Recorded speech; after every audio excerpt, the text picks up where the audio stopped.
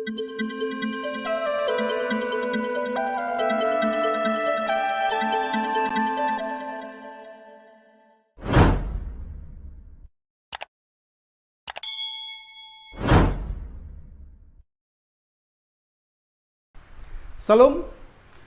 bertemu lagi dengan saya Effendi Tobing dalam Boker Top Channel. Puji Tuhan, pada minggu pagi hari ini 13 Februari 2022 kita masih diberi kesempatan oleh Tuhan untuk bersama-sama beribadah dan saatnya kita akan mendengarkan firman Tuhan. Sebelum kita membaca dan merenungkan kebenaran firman Tuhan ini, mari kita tunduk kepala dan kita akan berdoa.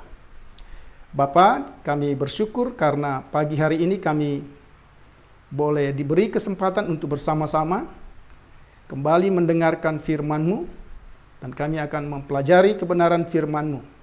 Kami berdoa supaya Allah Roh Kudus menerangi hati, pikiran, perasaan dan seluruh keberadaan kami, memberi kami pengertian, membukakan seluruh keberadaan kami supaya kami dapat memahami. Bahkan terlebih lagi kami dapat tinggal di dalam firman-Mu, memuliakan nama-Mu, dan kami percaya berkat-Mu atas hidup kami. Berkatilah semua saudara, sahabat, dimanapun sedang berada dan menyaksikan tayangan ini. Terima kasih Bapa, di dalam nama Tuhan Yesus Kristus, kami berdoa dan mengucap syukur. Haleluya. Amin. Saudara, kita akan bersama-sama merenungkan satu kebenaran firman Tuhan di bawah satu tema hidup dalam perlindungan Tuhan. Sekali lagi, tema minggu pagi hari ini bagi kita adalah hidup di dalam perlindungan Tuhan. Kita akan membaca satu bagian firman Tuhan secara khusus dari Mazmur pasal yang ke-90. Kita akan melihat seluruh ayat-ayat dalam pasal ini. Namun izinkan saya membaca beberapa ayat saja dari pasal 90 dari kitab Mazmur. Mari kita bersama-sama menyimak pembacaan ini. Mazmur 90. Doa Musa, abdi Allah. Tuhan, Engkaulah tempat perteduhan kami, turun-temurun. Sebelum gunung-gunung dilahirkan, dan bumi dan dunia diperanakan, bahkan dari selama-lamanya sampai selama-lamanya, Engkaulah Allah. Engkau mengembalikan manusia kepada debu dan berkata, kembalilah hai anak-anak manusia, sebab di matamu 1000 tahun sama seperti hari kemarin, apabila berlalu atau seperti suatu giliran jaga di waktu malam. Engkau menghanyutkan manusia, mereka seperti mimpi, seperti rumput yang bertumbuh di waktu pagi berkembang dan bertumbuh di waktu petang lisut dan layu. Beberapa ayat dari pembacaan kita yang akan kita pelajari bersama-sama dengan tema hidup dalam perlindungan Tuhan. Tema ini saudara membawa kita kepada pemahaman kita atas kondisi manusia. Manusia termasuk saya dan saudara, orang-orang percaya.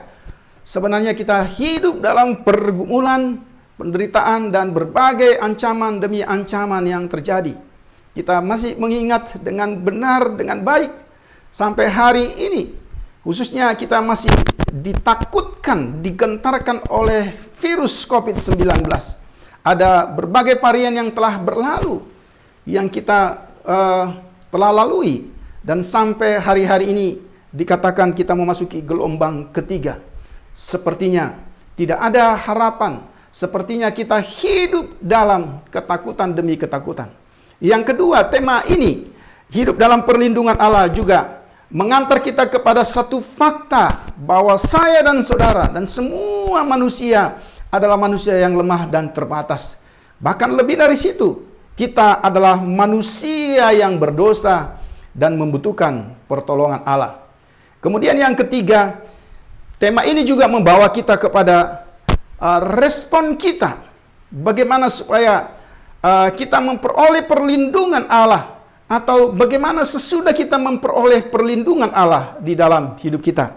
Selain itu saudara, kita juga harus melihat ada satu isu yang berkembang dan menurut saya sangat menyesatkan, yang hari-hari ini juga kita seringkali dipropaganda dengan istilah-istilah dan statement-statement yang sebenarnya tidak memiliki dasar Alkitabiah. Isu itu kira-kira berbicara seperti demikian. Kesuksesan hidup secara jasmani sebagai tanda atau bukti orang tersebut diperkenankan oleh Allah. Sehingga ada banyak pemahaman orang percaya yang disesatkan, yang dibelokkan. Dan mereka melihat bahwa hanya orang-orang yang sukses, hanya orang-orang yang mengalami kehidupan berlimpah secara jasmani, itulah hidup yang diperkenankan oleh Allah. Biasanya ayat-ayat yang diberikan adalah misalnya seperti Yohanes 10 ayat 10, Ulangan 8 ayat yang ke-18. Nah, saudara, sangat jelas seperti yang saya katakan tadi, propaganda ini, statement-statement teologis ini adalah statement yang berbahaya dan menyesatkan. Mengapa? Karena di dalam Alkitab sangatlah jelas bahwa orang percaya sekalipun, orang yang hidupnya intim dengan Tuhan sekalipun, adalah orang-orang yang juga menghadapi persoalan dan meratap kepada Tuhan. Ada banyak contoh tokoh-tokoh di dalam Alkitab yang hidupnya sungguh-sungguh benar di hadapan Tuhan, tetapi Tuhan izinkan untuk menghadapi berbagai ujian dalam hidupnya. Ini membuktikan bahwa teori kesuksesan menjadi bukti keintiman hidup dengan Tuhan batal demi kebenaran firman Tuhan. Dan kalau kita memperhatikan misalnya di dalam kitab Mazmur pasal yang ke-13, bahkan Mazmur-Mazmur yang lain, beberapa kali istilah berapa lama lagi Tuhan kau lupakan aku terus menerus. Bahkan dikatakan berapa lama lagi kau sembunyikan wajahmu terhadap aku. Ini ungkapan, ini rintihan, ini suara hati pemazmur yang hidupnya sungguh-sungguh berkenan kepada Allah. Saudara bisa baca Mazmur pasal yang ke-13 ayat 2 dan seterusnya dalam kitab Mazmur. Nah, pertama mari kita lihat pokok pertama dari Mazmur 90 dengan tema hidup dalam perlindungan Allah. Kita akan perhatikan pokok yang pertama, siapakah Allah pelindung bagi umatnya. Teks yang saya sudah baca sangat jelas tadi. Tuhan, engkaulah perteduhan kami turun-temurun. Saudara perhatikan di sini. Tuhan adalah tempat perteduhan umatnya dari generasi ke generasi. Bukan hanya satu generasi. Dari satu generasi dalam perjanjian lama, perjanjian baru, bahkan sesuai dengan kebenaran firman Tuhan.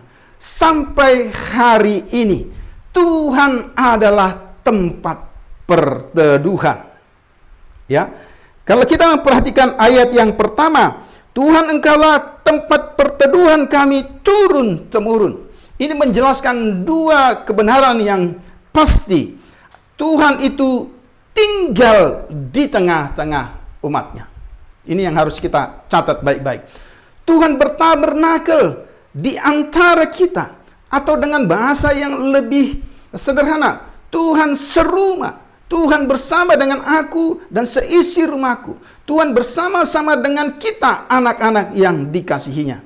Tetapi fakta atau kebenaran yang kedua dari ayat yang pertama ini, bukan hanya Tuhan berdiam di tengah-tengah umatnya, tetapi Tuhan sendiri menjadi tempat tinggal. Tuhan sendiri menjadi bait bagi umatnya.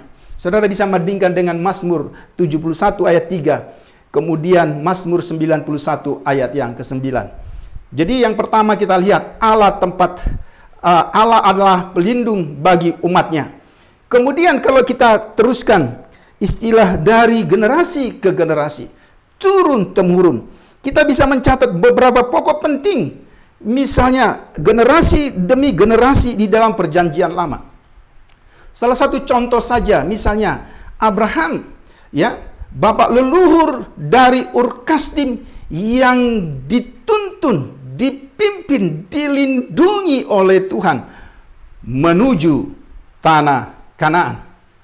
Kemudian kalau kita memperhatikan bangsa Israel yang berada di Mesir selama 430 tahun, dia tuntun menuju tanah Kanaan dalam perlindungan Tuhan yang ajaib, dalam mukjizat Tuhan yang ajaib. Sesudah 430 tahun Tuhan membebaskan umat itu, kemudian dalam perlindungannya membawa mereka ke tanah perjanjian. Kemudian kalau kita memperhatikan juga dalam proses menuju tanah perjanjian, bangsa yang dikasihi, umat Tuhan Israel itu pun dilindungi dalam perlindungan Tuhan selama 40 tahun berada di padang gurun.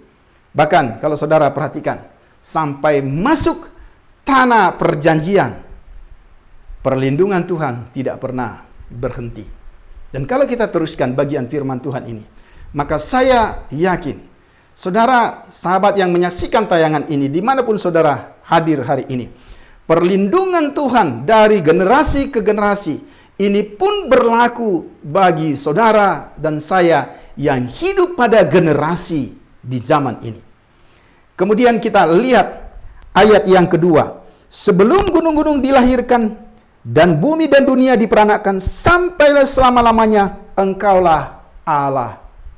Kalau saudara perhatikan istilah sebelum gunung-gunung dilahirkannya, ini ingin menjelaskan kepada kita siapa Allah pelindung itu. Kemudian sebelum dunia dibentuknya, ya, apa yang ingin kita katakan? Dia adalah pelindung yang kekal. Berarti kalau dia adalah pelindung yang kekal dengan semua istilah-istilah yang saya sudah sebut tadi, dia adalah pelindung yang dapat diandalkan dan dipercaya. Dia kekal, tidak berubah. Maka kalau saudara perhatikan apa yang Yeremia katakan, terkutuklah orang yang mengandalkan manusia, tetapi diberkatilah mereka yang mengandalkan Tuhan. Mengapa? Karena ketika kita mengandalkan manusia, ya manusia yang begitu terbatas sementara, kita berarti sedang mengandalkan sesuatu yang tidak pasti. Tapi ketika kita membaca pokok yang pertama, siapa Allah sang pelindung itu adalah Allah yang kekal. Maka tidak ada sedikit pun keraguan, saudara. Di tengah-tengah berkecamuknya semua krisis yang kita alami hari-hari ini, sampai hari ini, tidak ada satu keraguan bahwa Tuhan kita di dalam Yesus Kristus adalah Allah yang perkasa, Allah yang kekal, Allah yang tidak pernah undur untuk mengulurkan tangannya melindungi saudara dan saya. Maka hari ini kita bersyukur kita bisa membaca dan merenungkan kebenaran firman Tuhan ini. Kemudian yang kedua, mengapa kita membutuhkan perlindungan Allah? Kita bisa lihat dari ayat-ayat ini. Engkau mengembalikan manusia kepada debu dan berkata, kembalilah hai anak-anak manusia. Apa yang ingin dikatakan ayat-ayat yang saya sudah baca? Ini ingin menjelaskan saya dan saudara itu ternyata hanyalah debu. Dipakai istilah enos, itu manusia yang lemah, kembali kepada debu. Kita adalah manusia yang dibatasi oleh waktu. Saudara bisa bandingkan ungkapan firman Tuhan dalam Kejadian 3 ayat 19, dari debu kembali kepada debu. Maka ini salah satu alasan mengapa saya membutuhkan Allah yang kekal itu. Allah yang tidak terbatas oleh waktu. Allah yang tidak dibatasi oleh apapun. Karena saya dan saudara adalah manusia yang lemah.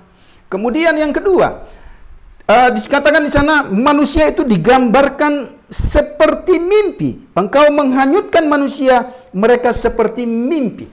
Ya, kita tahu kita mimpi hanya dalam waktu hitungan jam saja.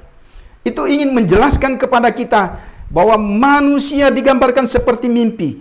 Mimpi. Dan juga gambaran yang kedua seperti rumput. Ini ingin menjelaskan kepada kita manusia yang bersifat terbatas dan singkat. Waktunya sangat singkat. Tetapi waktu Allah sebagaimana saya jelaskan tadi adalah waktu dari awal sampai akhir di dalam kekekalan. Tapi yang ketiga, mengapa kita membutuhkan pertolongan Tuhan, perlindungan Tuhan dalam hidup kita? Kalau kita memperhatikan di dalam pembacaan ini, manusia yang hidup atau yang dapat hidup 1000 tahun sekalipun, kalau kita misalnya bandingkan Kejadian 5 ayat 27, manusia-manusia yang hidupnya 900 tahun bahkan hampir 1000 tahun, ya, dalam perhitungan Tuhan. Kalau kita memperhatikan ayat 4, sebab di matamu 1000 tahun sama seperti hari kemarin. Ini hanya satu waktu yang bersifat sementara. Apalagi dengan saya dan saudara yang punya waktu 70-80 tahun. Sama, kita memiliki rentang waktu yang begitu terbatas. Kemudian, alasan yang berikut, mengapa kita membutuhkan perlindungan Tuhan? Manusia sudah berdosa. Kalau kita memperhatikan ayat-ayat ini, dikatakan, engkau menaruh kesalahan kami di hadapanmu. Kalau ini kita yakini adalah tulisan Musa, berarti ada banyak pengalaman yang telah dilalui Musa bersama bangsa Israel.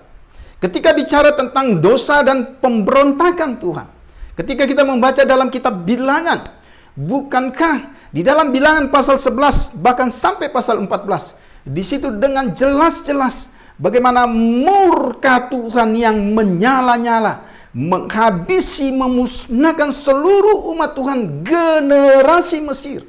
Oleh karena apa? Oleh karena mereka terus-menerus berdosa. Engkau menaruh kesalahan kami di hadapanmu. Itu berarti, saudara, tidak ada dosa yang tersembunyi di hadapan Tuhan. Dan tahukah saudara, seringkali sebagaimana Yesaya 59 ayat 1 dan 2 katakan, yang menjadi penghalang antara kita dengan Tuhan adalah dosa dan pemberontakan kita. Tidak ada dosa yang tersembunyi di hadapan Tuhan. Ini alasan mengapa saya dan saudara membutuhkan perlindungan demi perlindungan, pengampunan demi pengampunan dari Tuhan. Setiap orang harus mempertanggungjawabkan dosanya di hadapan Tuhan. Jadi alasan-alasan ini sangatlah jelas, saudara. Mengapa saya dan saudara membutuhkan perlindungan Tuhan? Saudara dan saya begitu terbatas. Saudara dan saya lemah. Saudara dan saya tidak memiliki kekuatan apa-apa. Bahkan lebih dari situ. Kalau saudara lihat bagian-bagian firman Tuhan dalam Mazmur pasal 90, ini sangat jelas. Dia menaruh kesalahan kita di hadapannya. Artinya, Tuhan tidak pernah kompromi dengan dosa-dosa kita. Dosa-dosa kita terbuka di hadapannya. Dan kemudian dosa-dosa kita harus pertanggungjawabkan di hadapan Tuhan. Nah, sekarang pada bagian yang ketiga ini, mari kita perhatikan bagaimana respon kita. Ya, ketika Musa dalam tulisan ini menyadari keterbatasannya, ketidakmampuannya.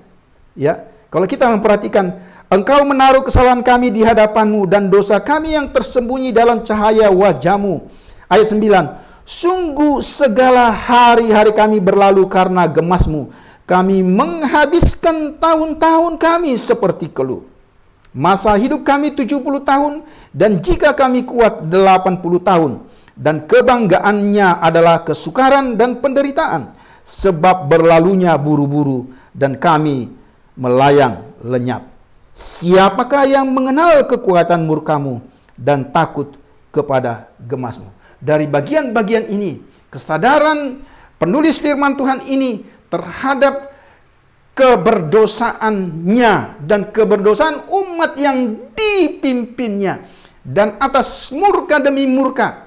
Bahkan kalau kita lihat dalam pengalaman perjalanan Musa memimpin bangsa Israel, seringkali Musa harus berdiri sebagai pendoa syafaat supaya Tuhan bermurah hati, tidak membinasakan umat itu. Dia seringkali mempertaruhkan integritasnya, mempertaruhkan nama baiknya, mempertaruhkan kepemimpinannya demi membela umat itu di hadapan Tuhan. Kita lihat dari pemahaman akan bagian-bagian ini, maka kita sampai kepada ayat yang ke-12. Bagaimana respon kita setelah kita menyadari keterbatasan, keberdosaan kita yang sungguh siap menerima hukuman demi hukuman? Maka kita lihat di dalam ayat yang ke-12, ajar kami menghitung hari-hari kami, supaya kami beroleh hati yang bijaksana. Apa yang ingin dikatakan bagian firman Tuhan ini? Musa berdoa kepada Tuhan atas dirinya dan atas umat yang dipimpin, supaya ia mampu menghitung hari-hari dalam hidupnya, sehingga ia beroleh hati yang bijaksana untuk mengisi hari-hari yang dilalui. Dan kalau kita perhatikan, itulah yang dikatakan Paulus, pergunakanlah waktu yang ada, karena hari-hari itu adalah jahat. Hari-hari itu begitu terbatas tetapi juga jahat. Maka doa Musa supaya dia mampu mengisinya, dia membutuhkan hikmat dari Tuhan.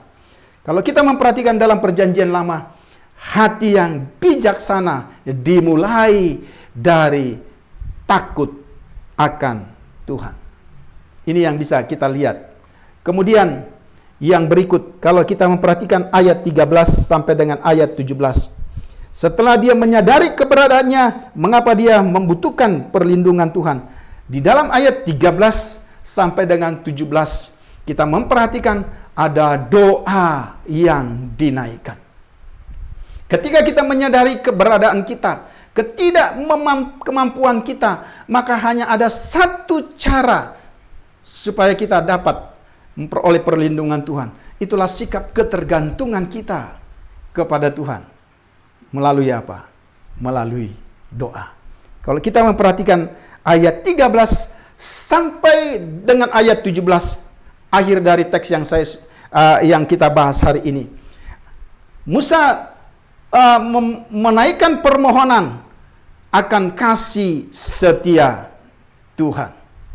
Kalau kita lihat ayat yang 13, kembalilah ya Tuhan, berapa lama lagi? Sama dengan doa pemazmur di kitab Mazmur ayat pasal yang ke-13. Dan sayangilah hamba-hambamu ini. Kita tahu mengapa pemazmur berdoa, kembalilah ya Tuhan. Karena dia menyadari dosanya, dosa umat itu bisa memisahkannya dari Tuhan. Sehingga dengan permohonan ini, dia sungguh-sungguh memohon kepada Tuhan supaya Tuhan kembali. Dosa sebagai pemisah antara manusia dan Allah. Kita masih mengingat satu teriakan dari Tuhan Yesus ketika dia berada di atas kayu salib. Dia katakan, Eloi, Eloi, lama sabatani. Allahku, Allahku, mengapa engkau meninggalkan aku? Dalam kondisi kemanusiaannya, dalam menanggung dosa manusia yang begitu luar biasa. Ini satu kondisi yang paling kritis dalam hidupnya. Ketika dia merasa bapaknya meninggalkannya karena apa? Hanya ada satu alasan. Itulah dosa manusia. Doa Musa supaya Tuhan kembali. Supaya Tuhan mengampuni umatnya. Sehingga tidak memisahkan mereka dari perlindungannya. Pemazmur memohon belas kasihan Tuhan untuk mengasihi umatnya. Kemudian yang kedua, kalau kita membaca seterusnya, dikatakan agar Tuhan mengenyangkan umatnya. Ya, kenyangkanlah kami di waktu pagi, dan dengan kasih setiamu supaya kami bersorak-sorak dan bersuka cita semasa hari-hari kami. Wah, ada lagunya saudara. Kenyangkanlah kami di waktu pagi, supaya hati kami bersorak-sorai. Wah, ini satu pujian yang luar biasa. Ternyata ini satu doa yang Musa, pemazmur, ungkapkan di hadapan Tuhan. Agar Tuhan mengenyangkan umatnya. Apa yang dapat mengenyangkan dan memuaskan umatnya? Coba kita lihat ayat 14. Kenyangkanlah kami di waktu pagi dengan kasih setiamu. Kasih setiamu. yang mengenyangkan kita bukan hanya dari sisi materi, makanan yang kita nikmati, itu terbatas. Tapi kasih setia Tuhan, berkat apapun yang kita miliki, di dalamnya adalah kasih setia Tuhan yang tidak terbatas. Kalau kita perhatikan, kita renungkan bagian firman Tuhan ini, sangatlah tepat. Jika Musa memohon, Tuhan mengenyangkan mereka dengan kasih setia. Dia menginginkan sesuatu yang lebih dari apapun. Saudara tahu, ketika Tuhan mengenyangkan saudara dengan materi-materi yang bersifat terbatas, materi itu habis, apa jadinya? Tetapi ketika Tuhan mengenyangkan saudara dengan kasih setia, di dalamnya ada segala apa yang kita perlukan. Maka itulah yang dikatakan, ya, bentuk kepuasan yang diberikan oleh Tuhan itu melebihi ada yang disebut dengan sukacita dan sorak-sorai. Sukacita dan sorak-sorai. Apapun kondisi saudara dan saya. Dan penelitian bahkan sesuai dengan firman Tuhan, imunitas kita akan juga bertambah. Kekebalan kita terhadap berbagai virus penyakit ketika hatiku dan hatimu bersukacita dan bersorak-sorak. Kita dapat mengalahkan berbagai bentuk sakit penyakit. Bukankah firman Tuhan katakan, hati yang gembira adalah obat. Kemudian, kapan kita dipuaskan oleh Tuhan? Saudara mungkin berpikir, ketika segala sesuatu yang kita hadapi hari-hari ini selesai, ketika kita sukses, ketika kita mengalami segala sesuatu yang kelihatannya baik-baik saja, pada saat itulah kita sedang dipuaskan Tuhan. Tapi kalau kita membaca apa yang dikatakan oleh firman Tuhan dari kitab Ratapan pasal 3. Mari kita buka saudara, Ratapan pasal yang ketiga, ayat yang ke-22. Saya ingin membuka bagian firman Tuhan ini kepada saudara. Ya, Ratapan pasal 3 ayat yang ke-22, demikian firman Tuhan. Tak berkesudahan kasih setia Tuhan, tak habis-habisnya rahmat-Nya. Selalu baru tiap pagi, besar kesetiaan. Ya, Tuhan adalah bagianku, kata jiwaku. Oleh sebab itu aku berharap kepadanya. Saudara, ketika saudara membaca kitab Ratapan ini, Ratapan pasal 3 ayat 22, tak berkesudahan kasih setiaku. Justru ketika segala kondisi, segala keadaan sedang meratap, maka namanya ratapan. Tidak ada yang menjanjikan. Tapi pada saat itulah kasih setia Tuhan dialami oleh orang-orang yang mengasihi Dia. Percayakah saudara? Saat kondisi COVID, varian Omikron yang menakutkan, yang penyebarannya dikatakan 5 kali lipat. Tapi pada saat yang sama kita mendengar firman Tuhan. Allah kita itu pelindung yang tidak terbatas. Bukan berarti ketika saudara memahami ini, saudara kemudian saudara terus-menerus keluar rumah tanpa mentaati protokol kesehatan. Bukan itu yang saya maksud. Tapi dimanapun kita ada, kapanpun, bahkan jika Tuhan izinkan pun saudara dan saya terjangkit virus COVID-19 varian Omikron, percayalah Tuhan itu melindungi kita. Ini yang kita lihat. Kita akan dipuaskan terus-menerus. Kemudian saudara perhatikan. Yang ketiga, doa Musa ayat yang ke-16, agar perbuatan Tuhan nampak. Saudara, kita kembali kepada pembacaan kita. Dikatakan dalam ayat yang ke-16, biarlah kelihatan kepada hamba-hambamu perbuatanmu dan semarakmu kepada anak-anak mereka. Apa hubungan pekerjaan Tuhan dengan kemuliaan Tuhan? Kalau kita membaca Mazmur 19 jelas alam semesta, ya, langit, bumi menceritakan kemuliaan Tuhan. Artinya, mengapa Musa menyatakan ketika Tuhan menyatakan perlindungannya kepada umatnya, maka umatnya dapat menyaksikan perbuatan-perbuatan Tuhan itu kepada banyak bangsa-bangsa. Kita menjadi alat kesaksian sebagaimana alam semesta yang dipakai oleh Tuhan, yang menceritakan pekerjaan tangan Tuhan, menceritakan kemuliaan Tuhan. Ketika kita pun memperoleh perlindungan demi perlindungan dari Tuhan, itu menjadi sarana bagaimana kita menceritakan kemuliaan Tuhan.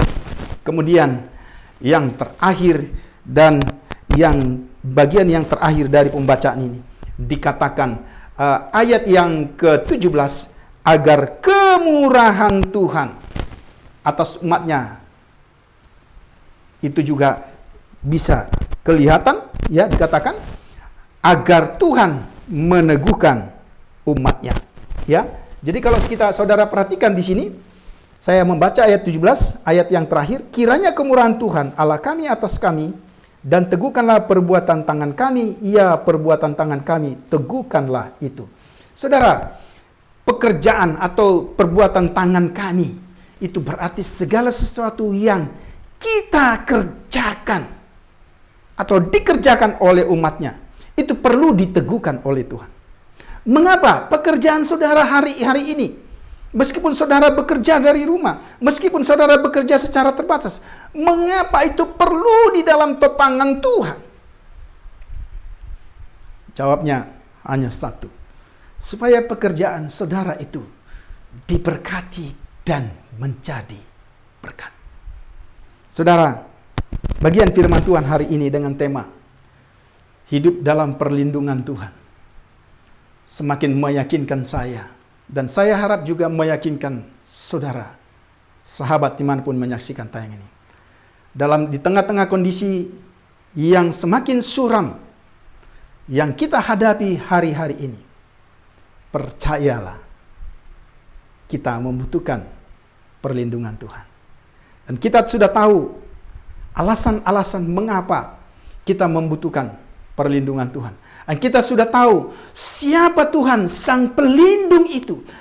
Dia adalah Tuhan yang kekal. Dia adalah Tuhan yang patut kita percayai. Dia adalah benteng, kota, kekuatan kita yang tidak pernah tertidur. Biarlah kiranya bagian firman Tuhan hari ini boleh menjadi kekuatan memasuki hari-hari yang ada di hadapan kita.